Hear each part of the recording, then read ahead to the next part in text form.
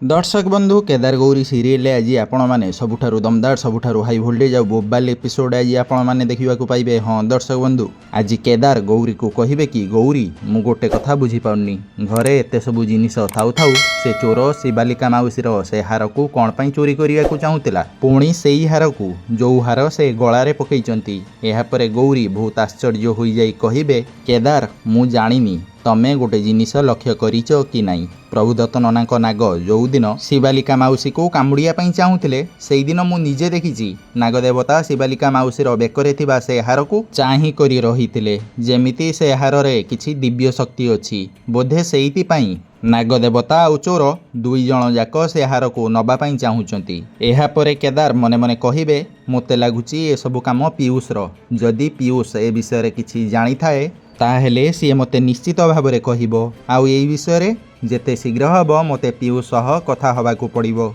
दर्शक बंधु आउ सेपटे शिवम बहुत जोर से कांदुथिबो। स्वप्ना ताकू तुनी करिया पई जेते चेष्टा कले भी शिवम जम्मारू भी तुनी हुएनी। आउ ठीक सेही समय शिवालिका आसी कहिबे कौन हेइची तार से एते जोर से कांदुची कौन पाई। तापरे स्वप्ना कहिबे काली राति रे सी सोई नाही ता देह तो ठीक अच्छी किंतु कांदुची कौन पाई मु जानी पारुनी। एहा परे शिवालिका कहिबे अच्छा ठीक अच्छी तमे मते ताकू दियो।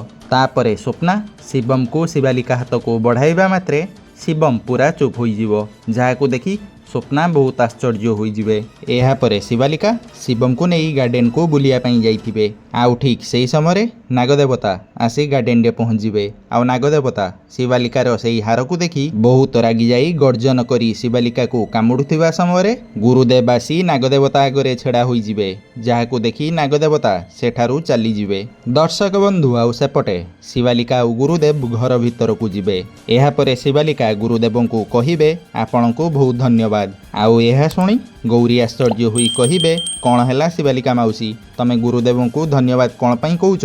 यह परे शिवालिका कहिबे आज भी से साप एबे मते कामुडुथिबा समय ए मते बंचई देले जाहाकू शुणी परिवार लोक माने समस्ते बहुत आश्चर्य होई जिबे। तापरे पीयूष मने मने कहिबे गुरुदेव ये शिवालिका को कौन पाई बंचौथिले प्रकृत रे गुरुदेव चाहती कौन। एहा परे गुरुदेव कहिबे प्रकृत रे ये किए यार परिचय कौन।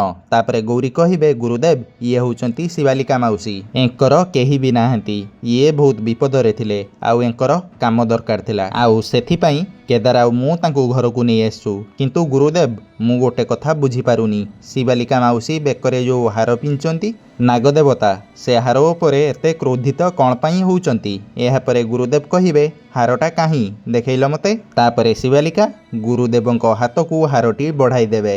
आउ पीयूष मने मने कहिबे एबे बुढ़ीर असल मुखा परिवार लोक मानक आगकू आसीबो। एहा परे गुरुदेव से हारटी को देखि कहिबे ये बहुत पुराना नागमणि। तापरे गौरी गुरुदेव कहिबे गुरुदेव कौन ये नागमणि रे किछि दिव्य शक्ति अछि। आउ ए सब कथा सुनी शिवालिका पाद तळु माटी खसी जीवो। तो दर्शक बंधु आपण मानु कोन लागुची शिवालिकार कौन खेल शेष होईगला से समस्त आगरे एबे धरा पड़ी जीवो कि आपण मानकर मतामत आम कमेंट करी जणातु। ता सहित प्रत्येक दिन एपरी दमदार एपिसोड देखिया पई चाहूतिले ए वीडियोटी को लाइक कर दियंतु आउ चैनल को सब्सक्राइब करी पाखर थिया बेल आइकन को दबाई दियंतु।